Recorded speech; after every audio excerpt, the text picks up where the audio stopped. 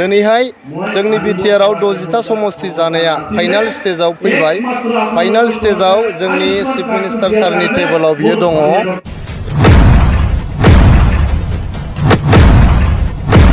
जोंनिबो 60टा समस्ति नय जुदि হয় प्रमोद बरक 10 बार नमस्कार करिब।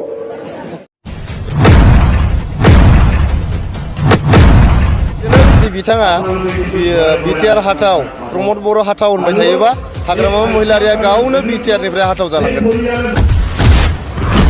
चन्दन ब्रह्म बिथाङा बबेबा मोनसे पलिटिकेल पार्टियाव हाबमारसिगोनब्ला लोगोसे 100% बड'लेण्ड जाया सोर बुङामोन। आरो जुदि बिटिसिआव 60टा कन्स्टिटुएन्सि जायोब्ला आं प्रमोद बर'खौ 10 बार खुलुमगोन। बिनि सोमोन्दै दिनै गुवारै गुसुंब्लाबो भिडिअ क्लिप्स होयै नोंथांमोनजों सावरायगोन। Hello' everyone, once second welcome back to the channel. दिनैनि गोदान भिडिअ नोंथां बयखौबो गोसो गोथारै बरायदों। लोगोसे आसा खालामो इसोरनि अननायाव नोंथां बयबो मोजां दं। स' बुंनो गोनां बाथ्राया बेनो, दिनै इउपिपिएलआ प्रमोद बर'नि दैदेननायावहाय, इउजि ब्रह्म सारनि दैदेननायावहाय बिटिसिखौ 40टा कन्स्टिटुएन्सिनिफ्राय इनक्रिज खालामनानै 60टा कन्स्टिटुएन्सियाव बानायसिगोन। दा मोजांनि थाखाय 60टा बानायनायाव आंहा नो अबजेक्शन, खिन्थु आंहा मोनसे साननाय दंसै, गोसोआव आख' मोननाय दंसै। बे पार्सनेलि अनुभब आंनि, दिस इज माय personal view in case of बे 60टा सिटनि सायाव। जे थांनाय जिबादि जों लागोआ एमएलए कन्स्टिटुएन्सि सिटआवहाय एससिनिफ्राय जेनेरेलाव थांबाय, एबारबो 60 बानायनायाव बोरैबा गेदा गिदि जेनेरेलाव थांबाथाय गैला, थैनायानो साबसिनसै।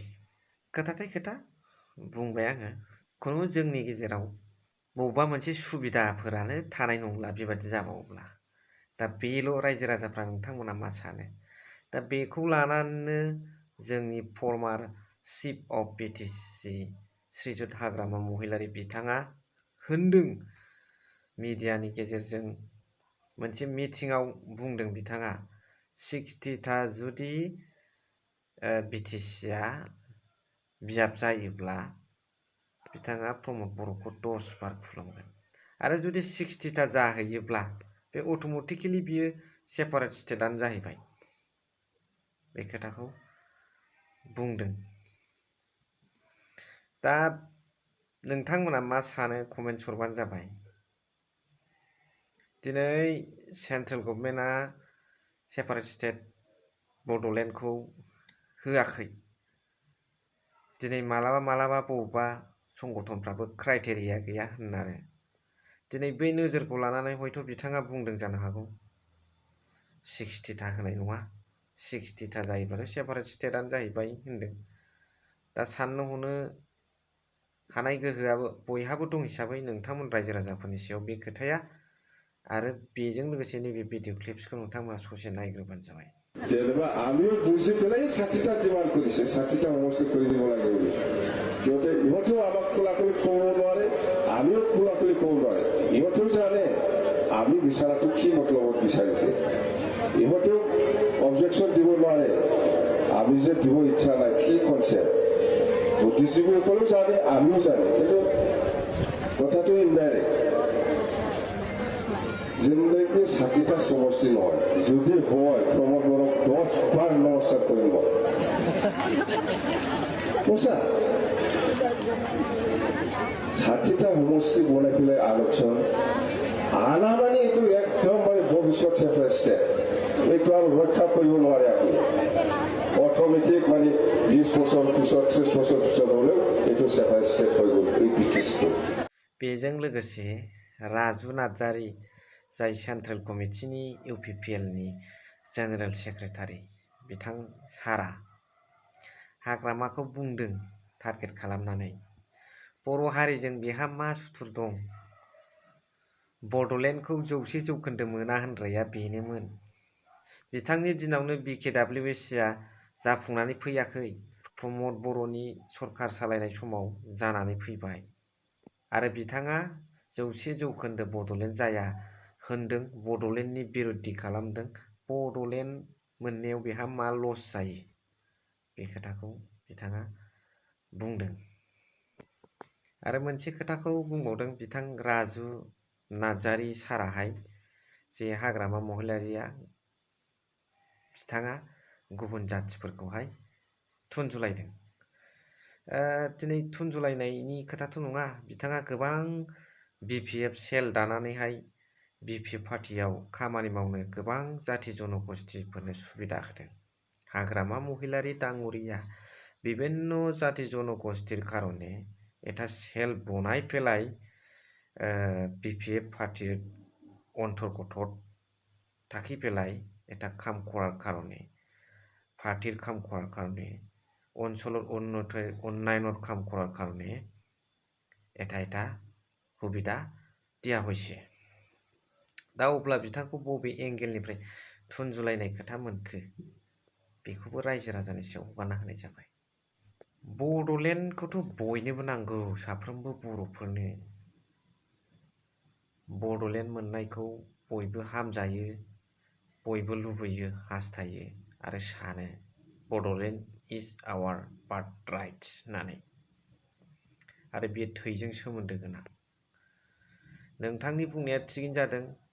नोंथांमोननि समाव नङा, इयुननि जोलैया सानसेबा सानसे बड'लेण्डखौ लाबोथारगोन आरो बे स्पिरिटआ जेब्लाबो थाबाय थानांगौ। नाथाय नैबे जाय राजखान्थियारि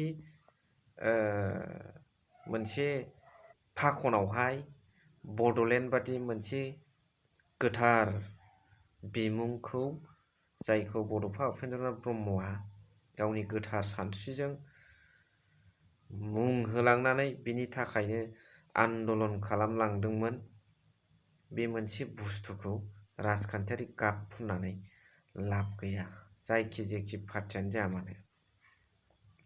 राजखान्थियाव राजखान्थियारि माखासे डिप्ल'मेटिक पलिसिफ्रा थाबाय थागोन, बुंलायबाय थागोन, हाबलायबाय थागोन, फैलायबाय थागोन, बखिलायबाय थागोन, बुंलायबाय थागोन। मिडियायाव बुंनाय, क्रिटिसाइज खालामनायाथ' गिदिर बाथ्रा नङा।